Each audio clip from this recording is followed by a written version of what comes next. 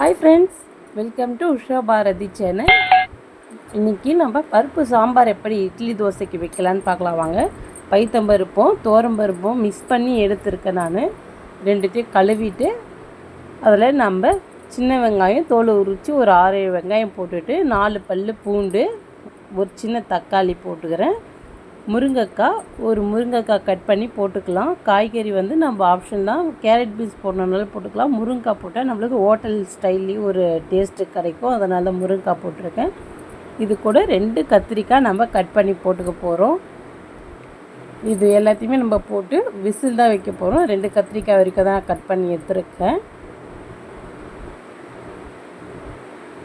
இதை நம்ம மூடி 2 விசில் வச்சு எடுத்துக்கலாம்.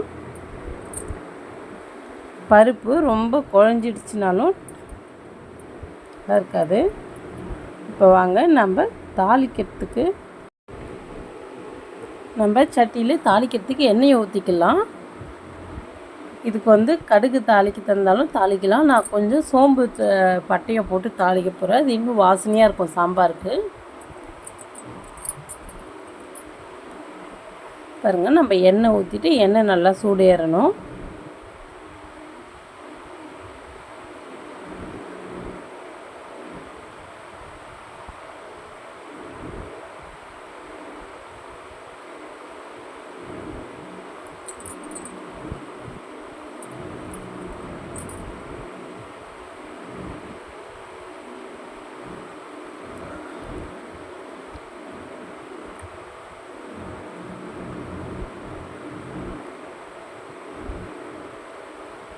இந்த எண்ணெய் சூடு ஏறதுக்குள்ளே நம்ம வந்து குக்கர் வந்து விசில் வந்தது இல்லைங்களா, அது ப்ரெஷர் இறங்கிடுச்சுன்னா அதை நம்ம கடைஞ்சி வச்சுக்கலாம். ஏன்னா சூட்டில் கடையும் போது ஈஸியாக கடைஞ்சிடலாம். நம்ம ஆறிடுச்சுன்னா கொஞ்சம் நேரம் இருக்கும்.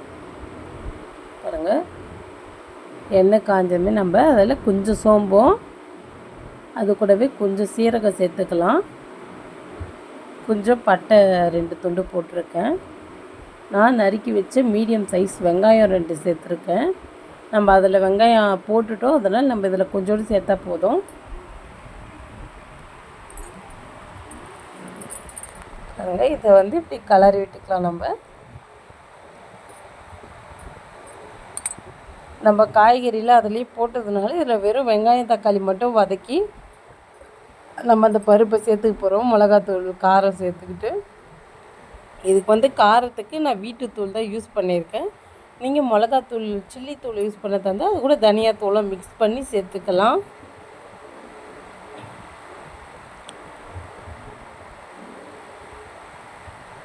பாருங்கள், நான் மீடியம் சைஸ் தக்காளி 1 கட் பண்ணி வச்சுருக்கேன். அதை போட்டு வதக்கிக்கலாம். தக்காளி போட்டு ஒரு நிமிஷம் போல் வதக்கிட்டு நம்ம இது கூட மஞ்சத்தூள் சேர்த்துக்கலாம்.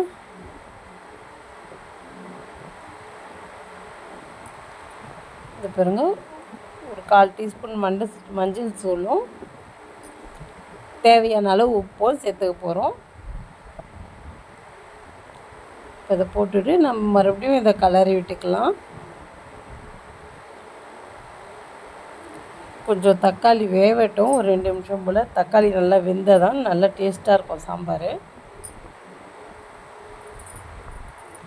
இதை நம்ம இட்லி, தோசை, சப்பாத்தி எல்லாத்துக்குமே வந்து சைடிஷாக யூஸ் பண்ணிக்கலாம். பூரி கூட நல்ல டேஸ்ட்டாக இருக்கும் இது.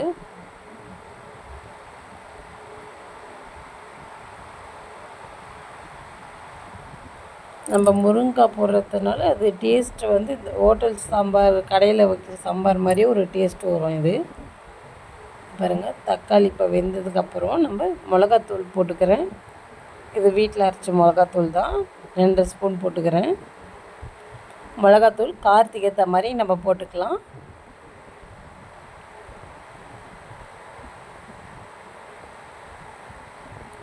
பாருங்கள், மிளகாத்தூள் போட்டு நம்ம எண்ணெயில் கொஞ்சம் வதக்கிட்டோன்னா மிளகாத்தூளில் பச்சை வாசனை சீக்கிரமே போயிடும். நல்லா டேஸ்ட்டாகவும் இருக்கும் சாம்பார்.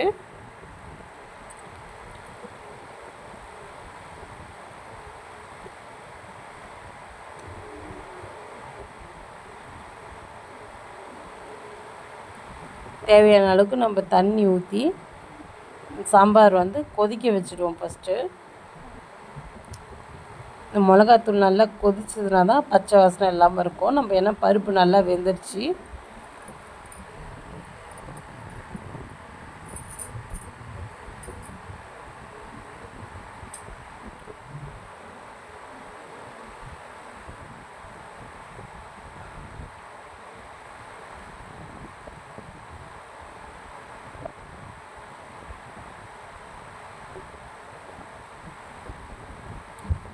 இது எப்படி கொதிக்கிறதுக்கு வந்து ஒரு 2லேருந்து ஒரு 5 நிமிஷம் போல் எடுக்கும் டைமு. இது வந்து நம்ம காலையில் சீக்கிரம் பண்ணணுன்னாலுமே இதை நம்ம பண்ணிடலாம். பருப்பு ஒரு சைடு வச்சுட்டு இதை தாளிச்சோன்னா பருப்பு வெந்ததுமே அப்படியே இதில் கொட்டி நம்ம இறக்கிடலாம். பாருங்கள், குழம்பு வந்து அது மிளகாத்தூள் கொதிக்கும் போதே நுரைச்சிட்டு எவ்வளோ நல்லா இருக்குது பார்க்குறதுக்கு. நம்ம வீட்டுத்தூள் போடும்போது அதில் நம்ம தேவையான கரெக்டான மசாலாலாம் ஆட் பண்ணும்போது அது குழம்பு நம்ம கொதிக்கும் போதே நல்ல வாசனையாகவும் இருக்கும்.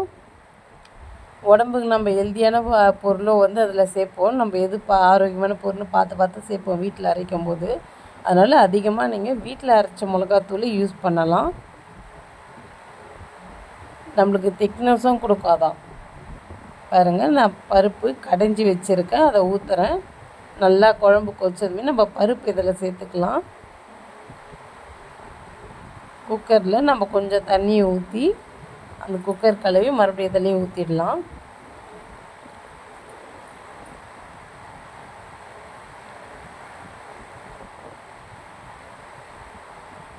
இதை பாருங்கள், இப்போ வந்து இது மறுபடியும் ஒரு 2 நிமிஷத்துக்கு மேலே கொதிக்கட்டும்.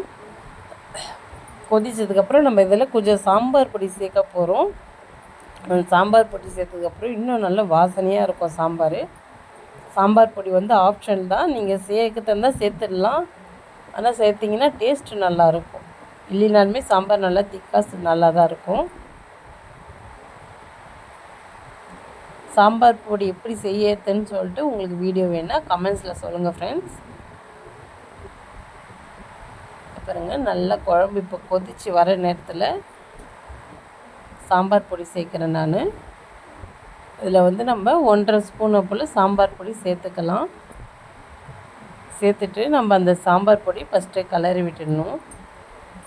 இந்த சாம்பார் பொடி நம்ம பண்ணோன்னா நம்ம வந்து 2 வாரத்துலேருந்து 1 மாதம் வரைக்கும் நல்லா ஸ்டோர் பண்ணி யூஸ் பண்ணலாம்.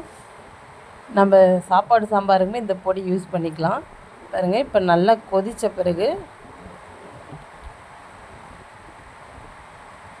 பொடி போட்டு நம்ம ஒரு நிமிஷம் போல் கொதிக்க விடணும். ஏன்னா அந்த பொடியோடைய ஸ்மெல்லும் வந்து நம்மளுக்கு அப்போ தான் மிக்ஸ் ஆகி குழம்புல நல்லா ஒரு மிக்சடாக ஆகிட்ட பிறகு நல்ல ஸ்மெல் வரும். கொதிக்கும் போதே உங்களுக்கு நல்ல வாசனை வரும் அந்த சாம்பார். கலருமே வந்து அந்த பொடி போட்ட பிறகு ஒரு மாதிரி கோல்டன் கலராக இருக்கும்.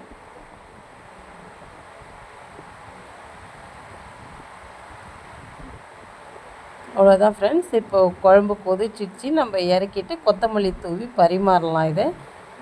இது நல்லா இருக்கும்னு நினைக்கிறேன் நான். உங்களுக்கு பிடிச்சிருக்கும்னு நினைக்கிறேன். வீடியோ பிடிச்சிருந்தால் சப்ஸ்கிரைப் பண்ணுங்கள், சப்போர்ட் பண்ணுங்கள் ஃப்ரெண்ட்ஸ் வீடியோவுக்கு. தேங்க்யூ ஃப்ரெண்ட்ஸ், தேங்க்யூ ஃபார் வாட்சிங். இன்னும் நிறைய சமையல் வீடியோஸ் அண்ட் ஃபன் வீடியோஸ் வரும்.